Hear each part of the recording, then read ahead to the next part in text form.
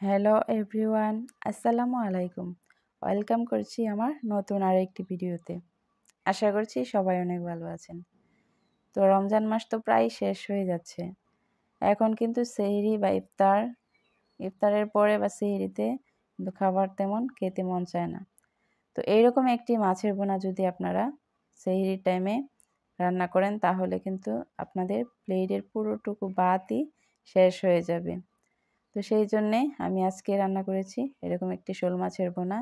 তো তার জন্য প্রথমে আমি নিয়ে নিব এখানে 15 থেকে 16টা মাছের পিস নিয়ে নিচ্ছি। এগুলো ধুয়ে পরিষ্কার করে আমি নিয়ে নিয়েছি। এই তো দেখেন আমি ঠিক এই সাইজ করে এগুলো কেটে নিয়েছি। আর তারপর আর কি নিয়েছি সেগুলো দেখিয়ে দিচ্ছি। এখানে আমি 1 কাপ পরিমাণ পেঁয়াজ কুচি আর হাফ কাপ পরিমাণ রসুন কুচি নিয়েছি। আর নিয়েছি এখানে 1 কাপ পরিমাণ টমেটো কুচি, ঠিক এভাবে কেটে নিয়েছি।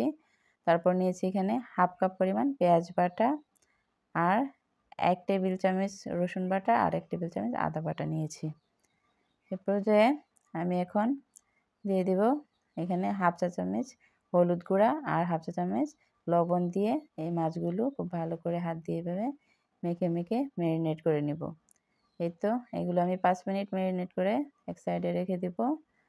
এই পর্যায়ে আমি একটি মশলার ব্যাটার তৈরি করে নিব। এখানে আমি সেই বাটা পেঁয়াজের মধ্যে হাফ চা চামচ হলুদ গুঁড়া, 1 চা চামচ দেড় চা চামচ লাল মরিচের গুঁড়া আর 1.5 চা চামচ ধনিয়া গুঁড়া দিয়ে দিচ্ছি। আর দিয়ে দিব 1 চা চামচ ভাজা জিরার গুঁড়া। এই তো দিয়ে আর পরিমাণ মতো লবণ দিয়ে আমি এখানে খুব ভালো করে একটি পেস্ট বানিয়ে নিয়েছি। এ পর্যায়ে চলে যাব আমি মূল রান্নায়। এখানে প্যানে আমি 2 টেবিল চামচ সরিষার তেল দিয়ে দিয়েছি। সেখানে আমি এই মাছগুলো আগে থেকে ম্যারিনেট করা মাছগুলো ভেজে নেব। এই তো ভাজার জন্য দিয়ে দিয়েছি আমি।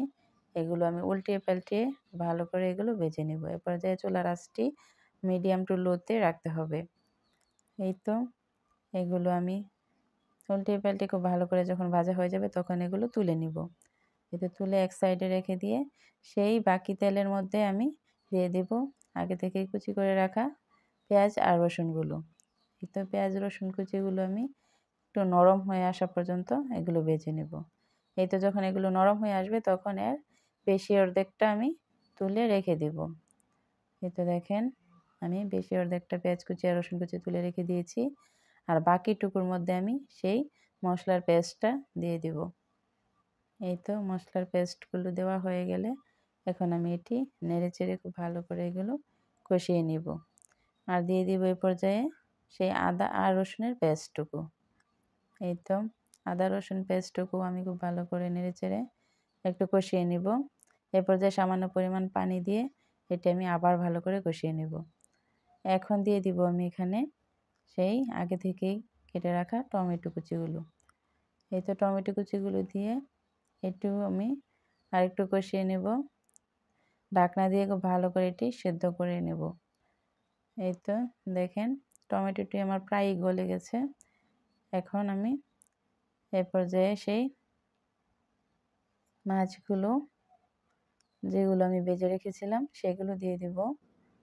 এই তো সেগুলো দিয়ে এটি আলতোভাবে উল্টিয়ে পাল্টিয়ে মশলার সাথে একটু ভেজে নিতে হবে। এই তো কষানো হয়ে গেলে এই পর্যায়ে আমি এখানে সামান্য পরিমাণ পানি অ্যাড করে দেব। পানি অ্যাড করে এটি নেড়েচেড়ে আবার ঢাকনা দিয়ে ঢেকে 5 মিনিটের জন্য রান্না করে নেব।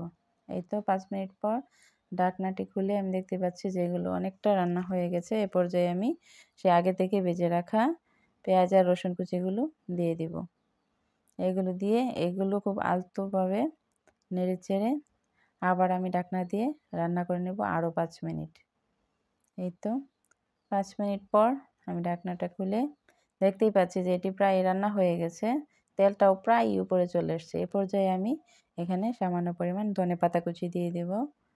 এই তো ধনেপাতা কুচি দিয়ে এটি দমে রেখে দেব আর 2-3 মিনিট। এই তো 2-3 মিনিট পর ঢাকনাটা খুলে দেখতে পাচ্ছি যে আমার তেলটা পুরোপুরি উপরে চলে এসেছে। এর মানে এটি রান্না হয়ে গেছে। এখন আমি এটি সার্ভ করে নেব।